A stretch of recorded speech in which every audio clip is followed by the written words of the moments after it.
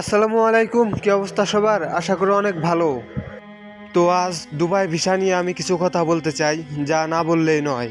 তো গত 2 দিন আগে আমি একটা ভিডিও দিয়েছিলাম, তো আপনারা অনেকেই অনেক ধরনের কমেন্ট করছেন যে সত্যি দুবাই ভিসা খোলা নাকি, আমি মিথ্যা বলছি বা এমন এমন নানান ধরনের কথা।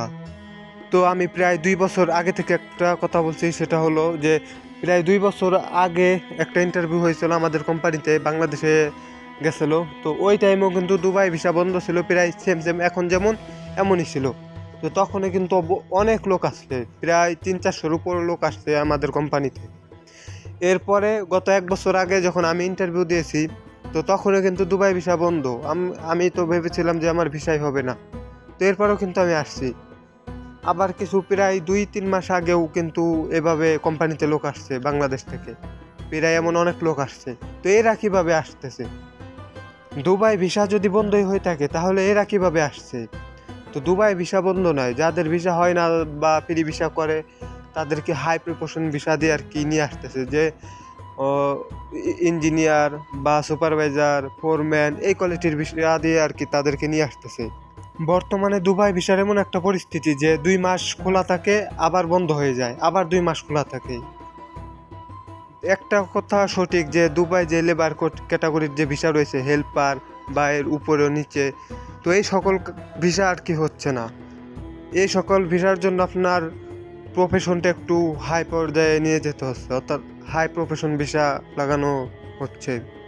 কিন্তু যদি কোম্পানি লোক নিয়ে আসে তাহলে কোম্পানি যেভাবে চায়, হেল্পার বলেন, আপনার ফোরম্যান বলেন, সুপারভাইজার বলেন, সেভাবেই নিয়ে আসতে পারে। ইউটিউবে অনেকে আছে যে আজ ভিসা খুলে দিল, কাল ভিসা বন্ধ হয়ে গেল, আজ এমন মতলব টাইপিং হচ্ছে, কাল টাইপিং হচ্ছে না, তেমন অনেক ভিডিও রয়েছে, আপনারা হয়তো দেখে ঘাবড়িয়ে যাচ্ছেন।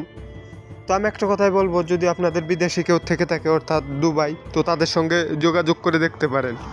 আপনারা যদি ইউটিউব থেকে এভাবে ভিডিও দেখেন একদিন একজনের, তাহলে দেখবেন ও একদিন এক কথা বলছে, ও আরেকদিন আরেক কথা বলছে। তো আপনার যেটা ভালো মনে হয় আপনারা সেটাই করবেন।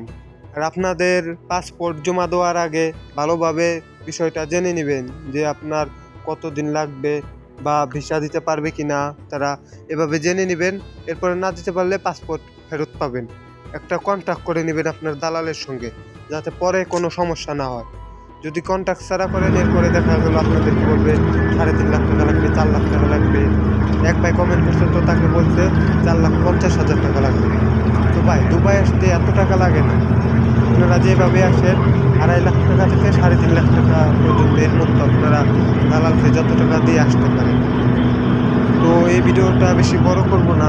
তো আপনাদেরকে একটা কথাই বলবো সবসময়, যে আপনারা যে দেশে যান, যেখানে যান, সেই দেশ সম্পর্কে এবং কী কাজ করবেন, কাজ সম্পর্কে ভালো মতো জেনে নেবেন। আপনার দালাল হোক, এজেন্সি হোক, যার মাধ্যমে যাবেন, ভালো মতো একটা কন্ট্যাক্ট করে নেবেন, যাতে পরবর্তীতে কোনো সমস্যা না হয়।